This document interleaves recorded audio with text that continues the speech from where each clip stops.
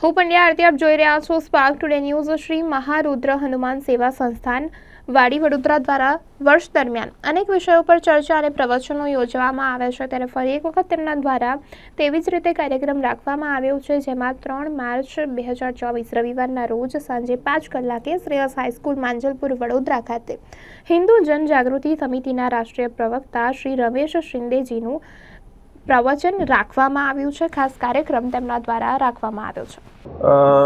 यहाँ पर महारुद्र हनुमान सेवा संस्थान ने कल एक कार्यक्रम का आयोजन किया है, जो 3 मार्च 2024 रविवार के दिन शाम को 5 बजे होगा श्रेयस हाई स्कूल में। तो ये कार्यक्रम जो है कि जहाँ पर हलाल अर्थव्यवस्था भारत में एक अर्थव्यवस्था के रूप में एक प्राइवेट इकोनॉमी के रूप में बढ़ रही है, और जो आज भारत को $5 ट्रिलियन की इकोनॉमी बनने में एक रोड़ा बन चुकी है। ये एक प्राइवेट इकोनॉमी है कि जिसको भारत सरकार से कोई मान्यता नहीं है, उसके बावजूद हलाल सर्टिफिकेशन भारत में चल रहा है।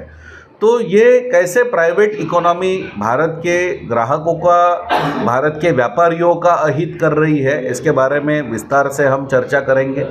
साथ में एक ग्राहक अधिकार होने के आधार पर हम इस इकोनॉमी को कैसे रोक सकते हैं, कानूनन कैसे इसको रोका जा सकता है, इस दृष्टिकोण से इसके अंदर चर्चा होगी।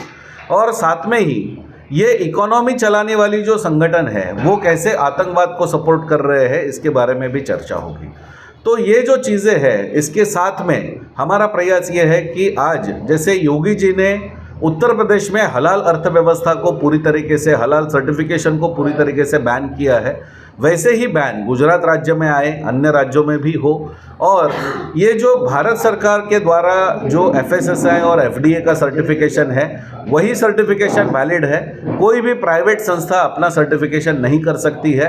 इसके बारे में समाज में जागृति हो, और ये यदि समाज में जागृति होती है तो निश्चित रूप से हम एक प्रयास कर सकते हैं कि ये प्राइवेट इकोनॉमी को रोकने का प्रयास हमारे गुजरात राज्य में भी हो सकता है। इस दृष्टिकोण से हिंदू समाज में जो ग्राहक आएंगे उनके बीच में जागृति करने के लिए यहाँ पर व्याख्यान होगा, और उसी दृष्टिकोण से कल के कार्यक्रम का आयोजन है। दूसरा धार्मिक, देखिए, ये सुप्रीम कोर्ट ने 3 बार अब तक पूछा है कि यदि सरकार सेक्युलरिज्म का शपथ लेती है तो उनको केवल मंदिर चलाने का अधिकार किसने दिया है।